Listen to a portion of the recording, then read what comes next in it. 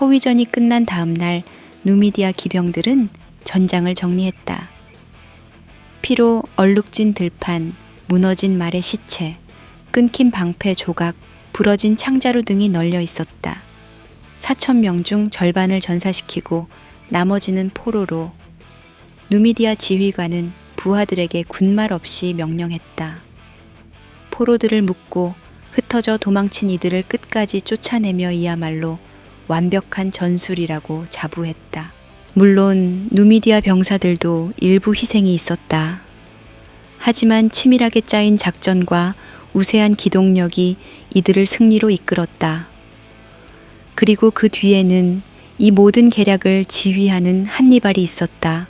한니발은 소수의 병사만 대동한 채 먼 언덕 위에서 싸움 광경을 지켜봤다. 그가 비웃듯 낮게 읊조렸다. 플라미니우스가 이미 호반에서 무너졌음에도 세르빌리우스는 아직 그것을 모른 채 기병을 보냈다.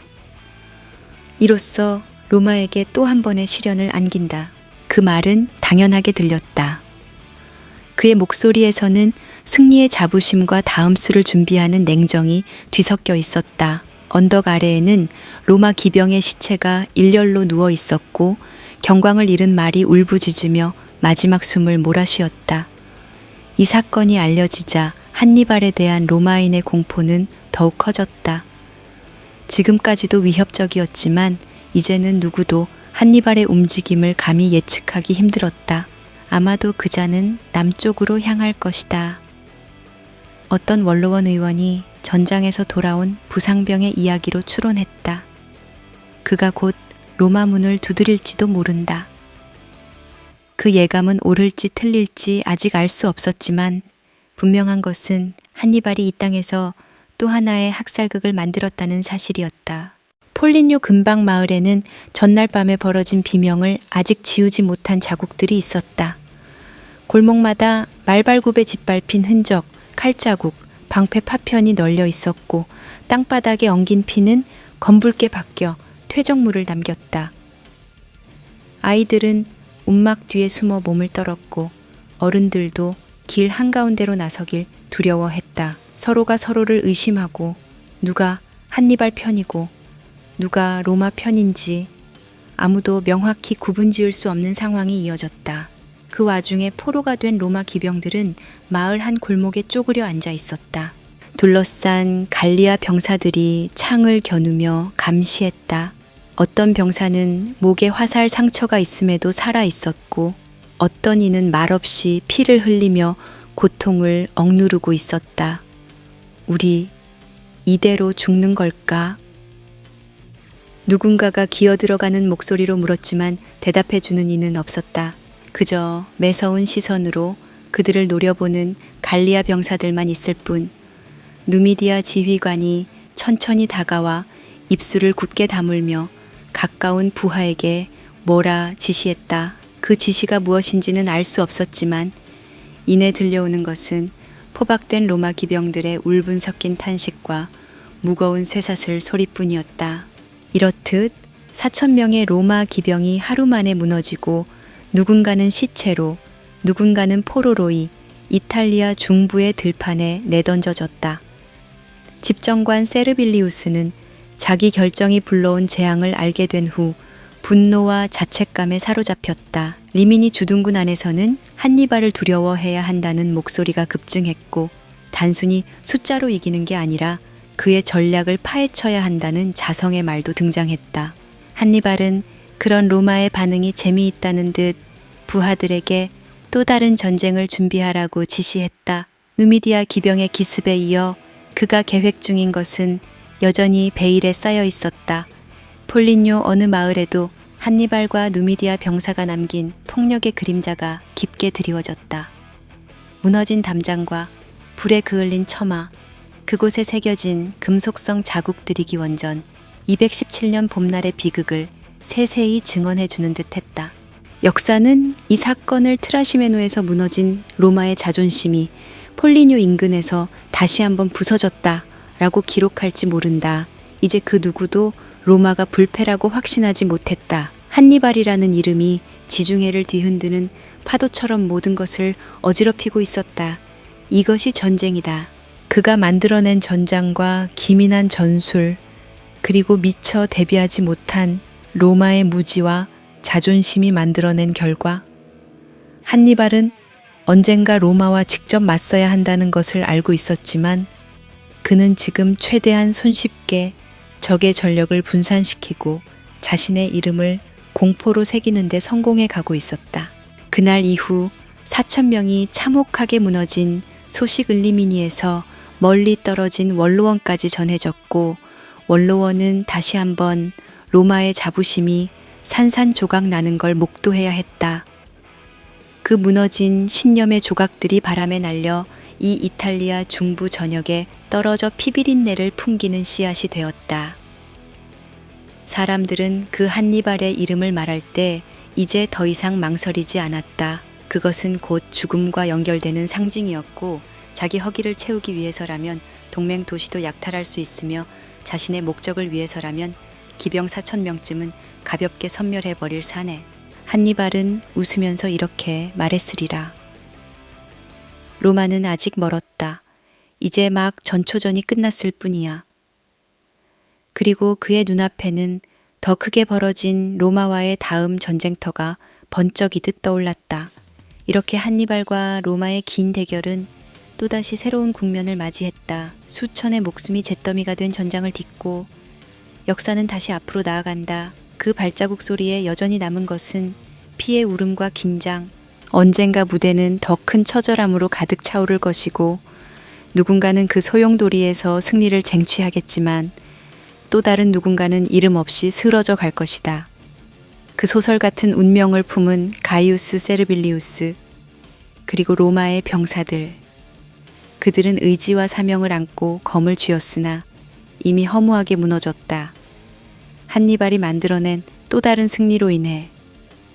이제 액션의 포화가 잠시 잦아든 그 자리에 진득한 침묵이 고인 채 시간이 흘러간다. 폴리뇨 근방의 전장은 한동안 그렇게 머물렀다. 바람에 흔들리는 쓰러진 깃발들, 갈갈이 찢긴 방패, 피 멎은 골목길에 남은 말들의 흰 숨결, 그리고 그 모든 잔해 사이로 떠도는 회색빛 아침이고 준혁이 무대에 막을 내린다. 하지만 이 싸움은 끝이 아니다. 오히려 더 거대한 함정과 더 치열한 전투가 한니발과 로마를 기다리고 있을 뿐이다. 타는 듯한 여름의 햇살 아래 토스카나 들녘 큰 침묵 속에 파르르 떨리고 있었다. 먼지 구름이 떠오르는 길을 따라 느릿하게 행군하던 병사들의 발걸음에는 이미 몇 번의 승전과 패배가 뒤엉켜 있었다. 그 행렬의 중심에는 한니발이 있었다. 한니발은 유독 묵직한 눈으로 주변을 살폈다. 승리를 이끌어냈음에도 그가 원하는 것은 아직 손에 쥐지 못했다.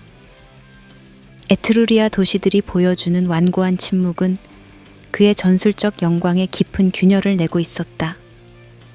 적의 저항은 쉽사리 무너지지 않을 것이었다. 그럼에도 그는 멈출 수 없었다. 트라시메노 호반에서의 승리, 그러나 그 이후로 모든 것이 점점 더 느리게, 더 아프게 가슴 한구석을 찌르듯이 흘러가고 있었다. 한니발은 천막 안에서 홀로 지도 위를 내려다 보았다. 토스카나 곳곳을 표시한 붉은 점들, 그 사이에 좁게 이어지는 길과 강, 플라미니아 가도를 통한 로마의 방역. 이틀 만에라도 파죽지세로 달려올 수 있다는 생각이 머릿속을 스쳤다. 그가 이곳을 점령한다 해도 거대한 로마의 그림자는 가라앉지 않을 것이었다. 장군님, 로마군의 기동이 심상치 않다는 소식입니다. 부관이 들어와 낮은 목소리로 보고했다. 한니발은 대답 대신 침묵으로 응수했다. 차가운 숨결이 천막 안에 맴돌았다. 에트루리아 도시들은 여전히 로마를 떠나지 않았다. 200년간 이어져온 동맹의 뿌리는 단순한 무력으로 끊어내기 어려웠다. 이곳에서 더 이상 시간을 끄는 것은 결코 유리하지 않았다. 왜 그들은 로마를 포기하지 않는가? 그가 머릿속으로 되뇌는 동안 칼끝에서 묻어난 트라시메노의 물과 피의 기억이 어렴풋이 되살아났다. 호수 위로 피가 번졌던 그날 확실한 승리로 모든 것이 뒤바뀔 줄 알았다. 그러나 시간은 결코 그렇게 간단히 흘러가지 않았다. 피는 마르고 기억은 잊히지 않는 법이었다.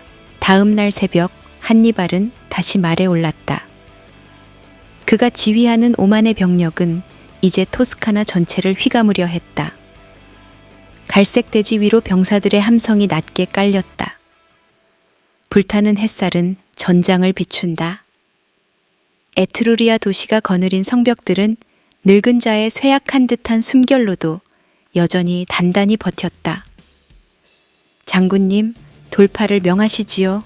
어느 장교가 독처럼 날선 목소리로 재촉했다. 그러나 한니발은 쉽사리 고개를 끄덕이지 않았다. 이곳에서 완벽한 승리를 거두지 못한다면 결국 로마와의 최후 결전에서 또 다른 약점으로 작용할 것이다. 그가 원하는 것은 겉보기의 승리가 아니다. 한니발은 다시금 사방을 둘러보았다. 그의 시선은 한낮의 열기 속에서도 차갑게 빛났다. 부하들은 이 장대한 침묵을 존중했으나 동시에 겁냈다. 카르타고의 영웅이라 불리는 이 사내에게서 뿜어져 나오는 긴장감은 차가운 이슬처럼 피부를 찌르고 지나갔다. 밤이 되면 토스카나의 언덕과 들판은 한낮의 열기를 품은 채 고요에 잠겼다. 모닥불이 바람에 흔들리고 군막에서 새어나오는 병사들의 숨소리가 더 깊어졌다. 한니발은 이날도 잠을 이루지 못했다. 에트루리아는 우리를 선택하지 않을 것이요. 누군가가 그렇게 말했다. 한니발은 말없이 그 목소리가 사라지는 기척을 느꼈다. 에트루리아 지도자들은 저마다 로마를 향한 충성의 이유가 있었다. 그것은 검으로 베어낼 수 없는 기억이고 전통이며 혈관과 같은 유산이었다. 한니발은 어쩌면 그것이 가장 강력한 벽임을 처음으로 통감하고 있었다. 그날 밤 병사들의 피곤에 찬 호흡이 짙어질 즈음 그는 홀로 말에 올랐다. 새하얀 달빛이 토스카나의 언덕을 비추고 있었다. 무수한 진영들이 밤의 어둠 속에 흡수되어 마치 존재하지 않는 것처럼 잠잠했다. 한니발은 달을 올려다보며 짧게 속삭였다. 로마, 쉽게 무너지지 않는군. 그 말 끝에 먼 곳에서 늦게 터져 나오는 함성 소리가 희미하게 들려왔다. 마치 꿈결처럼. 새벽녘 에트루리아의 성문 근처에서 기습적인 충돌이 벌어졌다. 번쩍이는 창끝, 휘몰아치는 말발굽 사이로 튀어오르는 흙먼지. 한니발은 곧장 전방으로 나아갔다. 날선 공기의 파편이 얼굴을 스쳤고 전장에 가득한 핏내가 콧속을 파고들었다. 밀어붙여라. 그의 목소리는 천둥처럼 울렸다. 병사들은 미친 듯이 돌진했다. 허나 성벽 위에서 쏟아지는 화살비와 투석은 이내 지상을 핏빛으로 물들였다. 적의 방어는 예상보다 더 완강했고 한니발 자신도 놀랄 정도로 에트루리아 병사들의 눈빛에는 강인함이 서려 있었다. 그들이 그렇게 지키고자 하는 것은 무엇일까? 단지 몸 하나를 숨길 성벽일까? 아니면 로마와의 오래된 기억과 신뢰일까? 한니발은 투구 너머로 날카롭게 비명을 지르는 병사들의 형상을 바라보았다. 그리고 속으로 중얼거렸다. 결국 이곳에서도 나는 완벽한 승리를 얻지 못할지도 모른다. 하지만 그대로 뒤로 물러날 수는 없었다. 등에 뜨겁게 박히는 아침 해가 그에게 일말의 용기를 불어넣었다. 무너진 채 비틀대는 전우들의 울부짖음이 귀를 때렸고 먼 곳에서 울리는 나팔 소리로 인해 그의 혈관은 더욱 뜨겁게 뛰었다. 전투가 잠시 소강 상태에 접어들자 한니발은 검집에 칼을 거두었다. 성벽 너머로 보이는 작은 마을 지붕들이 붉게 타오르는 듯했다. 로마군은 벌써 플라미니아 가도를 따라 이곳으로 달려오고 있을 것이었다. 이번에는 도망치는 한니발의 등을 치리라. 원로원과 시민들이 결의를 다졌다는 소문도 들려왔다. 그럼에도 그 안에 꿈틀대는 무엇인가가 그를 가만히 두지 않았다.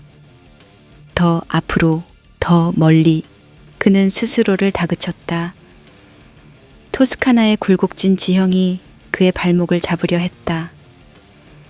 에트루리아 도시의 완강함이 그의 이마를 식은땀으로 적셨다. 그러나 그는 결코 물러서지 않았다. 저녁 무렵이 되자 석양은 전장의 흙먼지를 자줏빛으로 물들이며 사그라들기 시작했다. 한니발은 언덕 위에 선 채 멀리로 이어지는 길 끝을 바라보았다. 그 길 어딘가에서 로마군이 다가올 것이었다. 언젠가 반드시 이 토스카나에서 빚어진 모든 부채를 청산해야 할 때가 올 것이다. 트라시메노 호반에서 얻은 승리는 이제 지난 기억이 되어가고 있었다. 남은 것은 피로 얼룩진 지도 그리고 전쟁의 그림자뿐이었다. 한니발은 마지막으로 언덕 아래쪽을 보았다. 부상자들의 신음을 가라앉히려 애쓰는 의료병들의 모습이 흔들리는 시야 속에 들어왔다. 그럼에도 병사들은 그를 향해 눈길을 보냈다. 그 눈길 속에는 경외와 두려움, 그리고 희미한 희망마저 뒤섞여 있었다. 성벽 너머에서 에트루리아인들이 노래를 부르는 소리가 들려왔다. 분명 전투에서 흘린 피에 절망할 만도 한데 그들의 노래는 묵직하게 가슴을 흔들었다. 한니발은 그 노랫소리를 들으며 단호히 고갯짓했다. 그는 아직 끝까지 가야 할 길이 남아 있었다. 달이 솟아오르자 한니발은 말을 돌려 병사들에게로 향했다. 어둠이 다시 전장을 삼켰지만 전쟁은 멈추지 않았다. 토스카나의 땅을 따라 흐르던 피와 물은 시간이 지나도 쉽게 마르지 않을 것이었다. 그리고 그 한가운데서 한니발은 다시 칼을 쥐고 길 위에 섰다. 그에게 남은 선택지는 오직 하나였다. 전진, 그리고 또 전진, 어두운 길을 달리는 말발굽 소리와 함께 한니발은 토스카나를 떠나 다음 결전을 향해 나아갔다. 구독과 좋아요 꾹!